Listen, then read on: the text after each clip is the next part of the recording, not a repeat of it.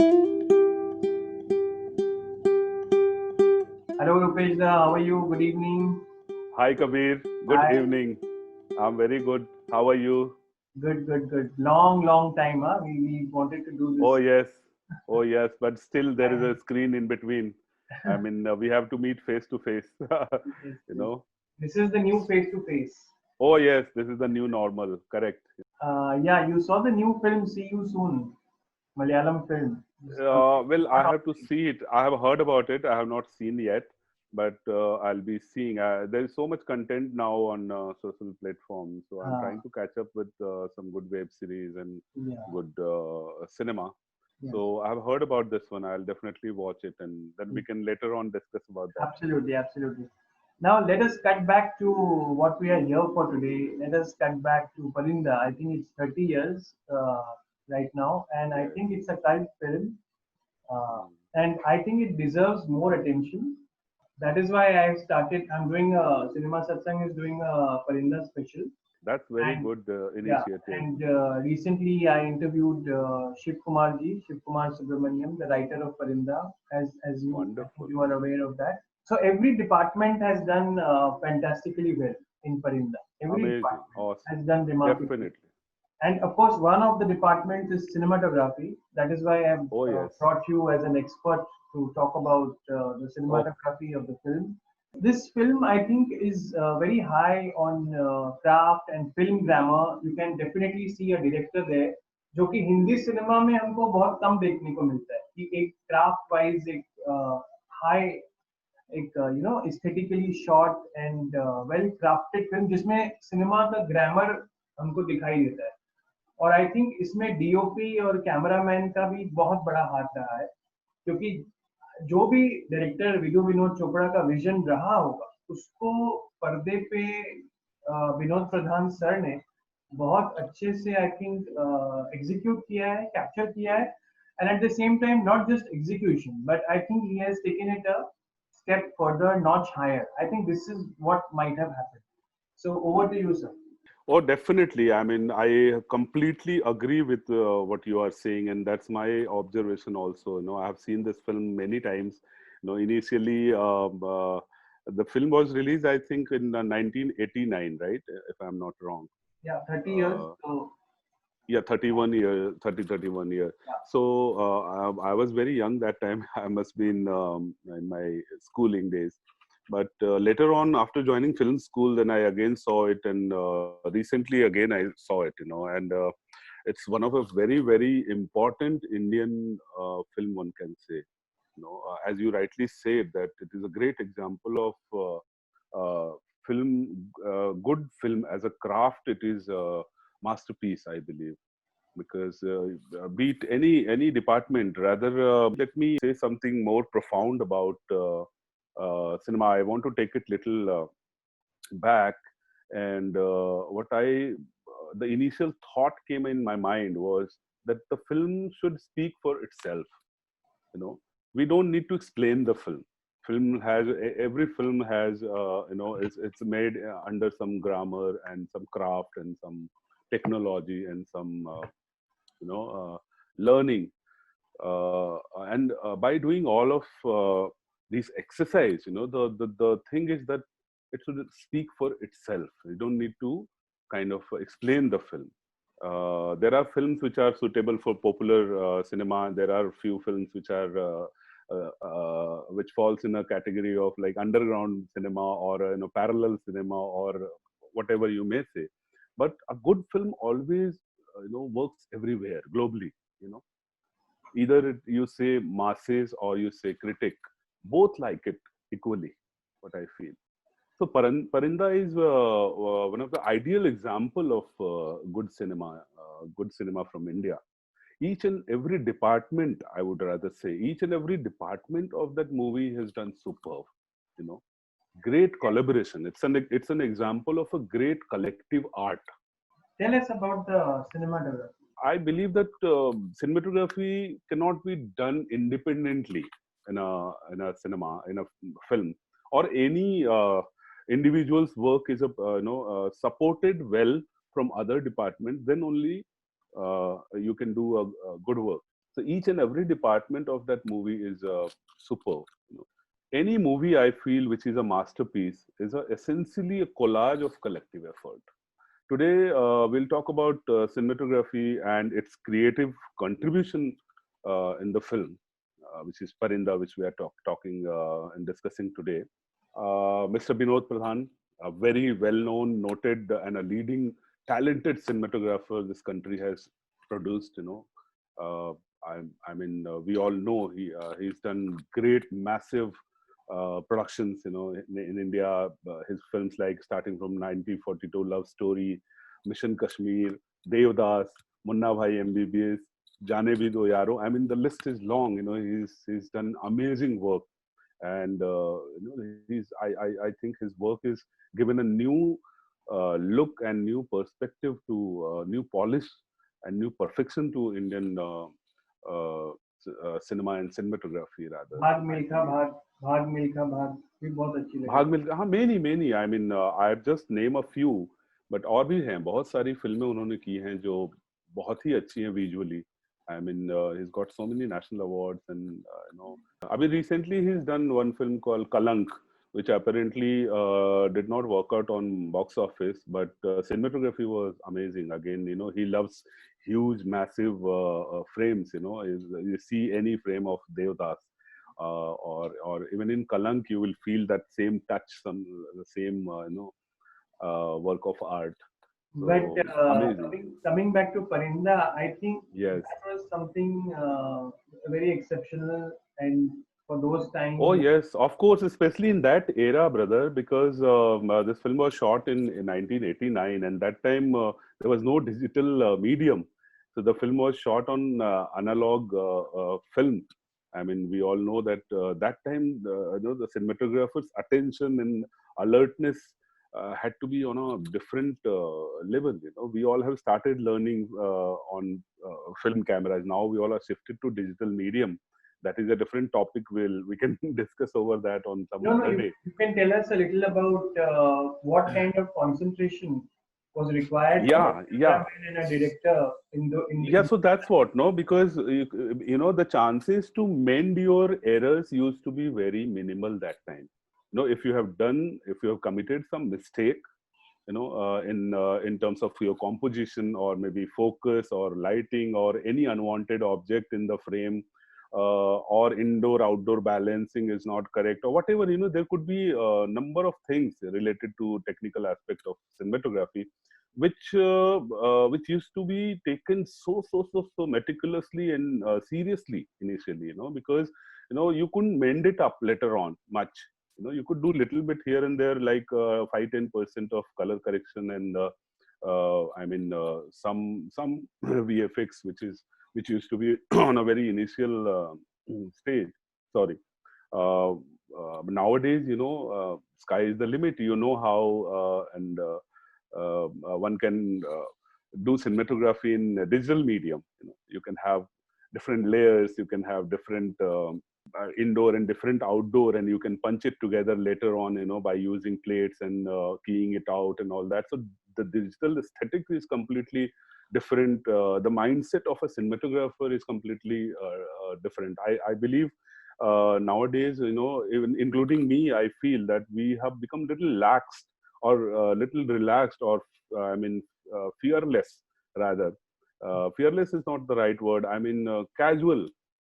I think nowadays with digital medium, we all have become very casual and laxed in our approach, because we know that even if we have made some mistake, we could correct it later on VFX or with the digital post production support. But in that time, in 1989, when Parinda was shot, there was no digital medium. So as I was saying, that if you have done some mistake or anything which you want to correct later on, that luxury was not there.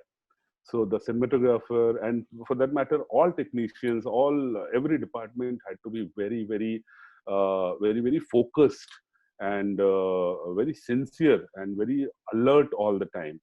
And of course, the images which is finally being created is being observed by the DOP through the viewfinder. because the director who is observing the monitor, that also used to be just like a 30-40%, 50% of a referential image, and not the exact image what will be coming out from the lab. So that used to be a great exercise for a cinematographer at that time. And Vinod Pradhan he's known for his meticulous work. He's a perfectionist. He will not leave anything which is not in place. Be it lighting, be it placement of any properties or objects in the foreground, in foreground or background. So you see his compositions in this film which we are talking about today, Parenda.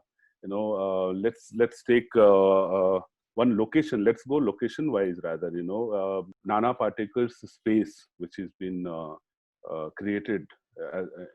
It's like a factory kind of a location, right? And he operates from there. And even his house, the lighting is so done in such a way in these locations that it has created a great contrast. It's a low-key kind of a mood which has been explored and created for Nana Patekar's house and his factory. So if you see scenes from this film, you will find it's a nice half light coming from one source and without fill light, and you just see what is needed to be seen, which is bringing out the essence of the script. And sometimes it's theatrical also, even on the real location. It's a very challenging thing for a cinematographer to do theatrical lighting on a real location and make it look dramatic. At the same time, don't lose the realistic feel of it. So if you see any scene of this film, you will find that there is enough drama in the frame. At the same time, it looks real. It does not look something which is staged or made up. Everything has something to contribute, something to say, something to add on to the story, actually. Be it lighting, be it composition, be it camera movement, everything is guided through script, and rather taking the script to another level, I would say. So each and hats off. each and every Mirza scene is worth watching. Oh yes, of course. Camera movement, what I'm talking about is basically mise en scène, and it is very poetic, very rhythmic, and it's very well choreographed, and it without uttering a dialogue, even the camera movement is leading you to some point, and like the pigeons are used so well in the film. So many the pigeon scene, and Parinda is the title of the film, and you have pigeons floating around, because in the other they have shot many scenes. There so you can find a lot of pigeons in the background, and the camera panning across with the flight of the pigeon, and that cannot be choreographed. But I'm just surprised how a cinematography would have managed, and that also with the timing, when the dialogue is just getting over and the camera moves and shows that the birds are taking flight. So this all is amazing. I mean, this is very. I still don't know how he must have managed to do such scenes. Right? In fact, you spoke about the go down, Nana Patekar's office, the Adda, Yes. the den. Yeah. So what I noticed when I was watching it again and again is that there is a definite design in the entire lighting of that go down. Oh yes. When the film starts, they have just lighted, as you said, that only what needs to be seen, just the faces. In the first sequence, when they are murdering someone for the first time, you just see the faces, the light on the faces. Yeah. Then you are introduced in the office. Then slowly you see the office. Only the office is lighted. Then slowly in the next scene, as the story progresses, they reveal the entire space. If you remember what I mean, they show a light falling from the background. Yeah. Background say the ray of light is coming, and then slowly as the entire go down is revealed, when the story intensity increases, the Hmm. entire design of the lighting is revealed. You know, the whole Yeah. godown is lighted in Yes. different ways. In the machines are lighted, and finally you see the lighting of the entire. Yeah, he has used source lighting. So he has used all small windows and those what you call grills and through doors. So one strong source light, hard light, specular light coming and falling, and he's not used any fill light. So basically, the mystery. Nana Patekar's character is a negative character. It's a mysterious kind of environment is required to support that person's place. So the lighting has been used in such a way that it shows only some part of it, and the rest other part of it is dark. So the darkness, that dinginess, it adds up to the mystery of that space. You do not see the whole space well lit. It is not like flooded with lights. It's guided with light. It's like directed with light. So some patches are falling here and there, and you see a nice source light coming, which is creating hard shadows. So it all created a suitable drama which was required, for that location, where gangster is living, and it's a dingy place, and you don't know where is what.